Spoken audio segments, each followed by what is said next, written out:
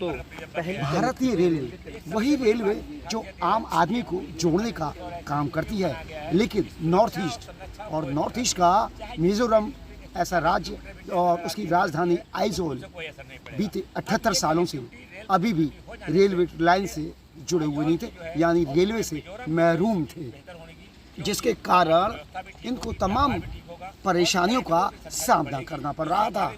और इस समय मैं जहां पर हूं वो मिजोरम की राजधानी आइजोल का एक पुल है, जिसकी जो हाइट है वो 114 किलोमीटर है, और वहीं जो हमारा कुतुब मीनार है इससे 3 से 4 गुना ज़्यादा इसकी हाइट है। तो आप समझ सकते हैं कि रेल मंत्रालय द्वारा जिस तरीके से रेलवे के नेटवर्क का विस्तार दिया जा रहा है, और जो देश के हिस्से से कटा हुआ था पूरा का पूरा मिजोरम अभी तक रेलवे नेटवर्क से जुड़ा हुआ नहीं था, जिससे यहाँ के जो ट्रैकिंग सिस्टम है और जो यहाँ पर ट्रैवलिंग के साथ साथ आवागमन के साथ साथ यहाँ का जो व्यापार है वो भी बहुत परेशानियों से जूझता हुआ दिखाई दे रहा था।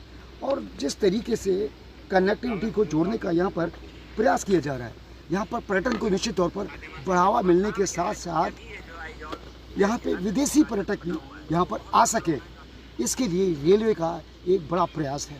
और जिस तरीके से प्रधानमंत्री नरेंद्र मोदी के नेतृत्व में जम्मू कश्मीर के अंदर इतनी बड़ी हाइट पर देश की सबसे ऊंचे पुल का बनाया गया, तो वहीं यहाँ पर 114 मीटर की हाइट, आप समझ सकते हैं कितनी बड़ी उपलब्धि देश के लिए है। और जो यहाँ पर आप पीछे जो नज़ारा देख रहे हैं आइजोल का, जो कि मिजोरम की राजधानी है, वो अलौकिक, अद्वितीय, अकल्पनीय है।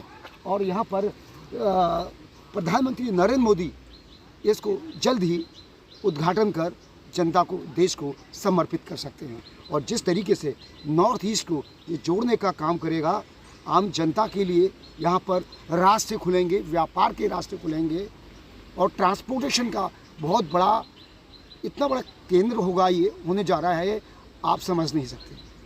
और रेल मंत्री अश्विनी वैष्णव नॉर्थ ईस्ट को जोड़ने के लिए अथक प्रयास करते हुए दिखाई दे रहे हैं। उसी में से एक मिजोरम की राजधानी आइजोल का यह जो पीछे मेरे पुल देख रहे हैं वह है। ये कितना मील का पत्थर साबित होगा यह तो आने वाला वक्त बताएगा। फिलहाल भारत सरकार आइजोल को, मिजोरम को, नॉर्थ ईस्ट को रेलवे नेटवर्क से जोड़ने का प्रयास करती हुई दिखाई दे रही है।